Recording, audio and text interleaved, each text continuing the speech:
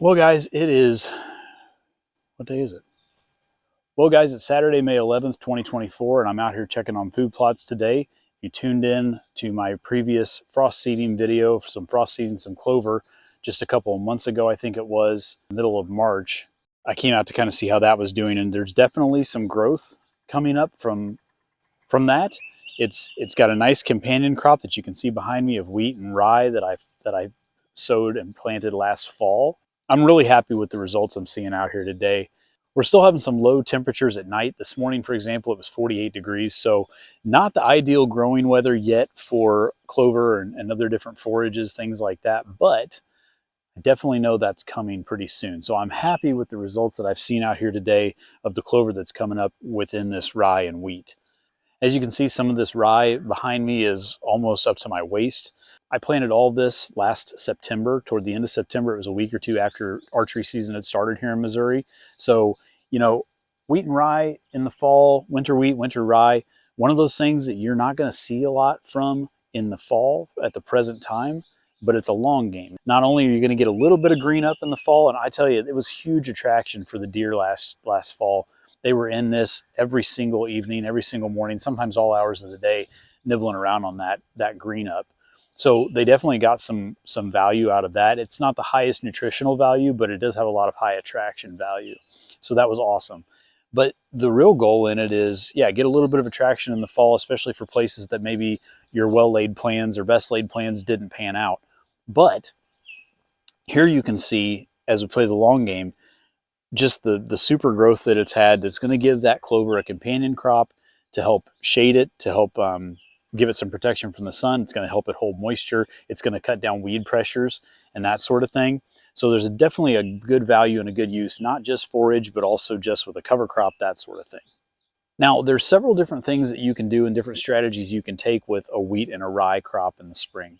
You can leave it as long as you want, really. If you wanted to, I think you could let it mature, and then whenever the seed heads come out in it, at the time you would typically harvest it, you could actually just mow it down and scatter that seed, and it's going to give you maybe some new growth in the spring, summer, even into the next fall, depending on what time of year that you do that. So you could do that. The other thing you can do with it that I know a lot of guys that maybe have some more advanced equipment than I do, you can take and crimp and roll this. You could even just run over it with your drill probably. And if you crimp and roll it, it's a nice strategy because it will protect your soil. It's going to keep it covered, but also it's going to hold a lot of moisture in the soil. It's shading it from the sun to keep moisture in the soil. It's holding moisture in the plant that you've crimped down, that you've rolled down. And it's going to help with anything that you come back and you take your drill or your plot master or something like that you can actually put seed into the proper depth. It's going to give it that moisture protection, and it'll grow up through that stuff as that stuff, the wheat, rye, whatever, as you crimp and roll it and it starts dying down, it's just going to hold moisture and help your other forages grow. So another strategy, and what I'm going to end up doing, just because of the equipment that I have, or I guess lack of equipment that I have, is right here through the walkway, I'm going to plant a forage called Deer and Bird from Grandpa Ray Outdoors. It's got milo, soybeans, buckwheat. It's got something else in it I can't think of right now. I'm going to wait until the first week of June. I'm going to come in, terminate this wheat and rye. I'm going to run over it with the brush cutter, probably mow it all the way to the ground. And then I'm going to run the disc to kind of work some of the soil up. It's really wet right now, which is a huge blessing considering we've had really bad drought years the last few years. And I'm going to come back and then broadcast that and plant it. So I'm going to do that.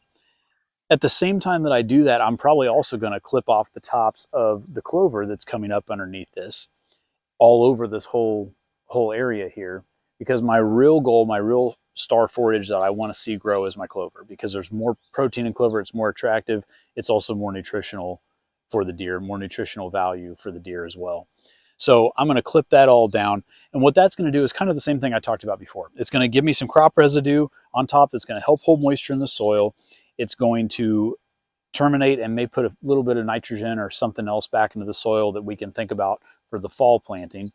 But it's also just going to benefit the clover by giving it, again, it's a companion crop, and whenever you clip it off, it's going to really, I think, just release and let that clover just explode. So that's what the goal is going to be with my wheat and rye this year. But I'll tell you, for right now, I'm super happy with it.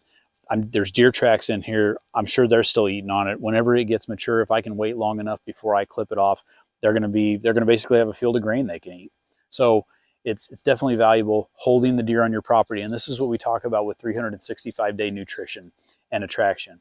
You're keeping deer here. You're not letting them wander off for 9 months out of the year and then hoping they're going to return whenever you plant something in August for the fall.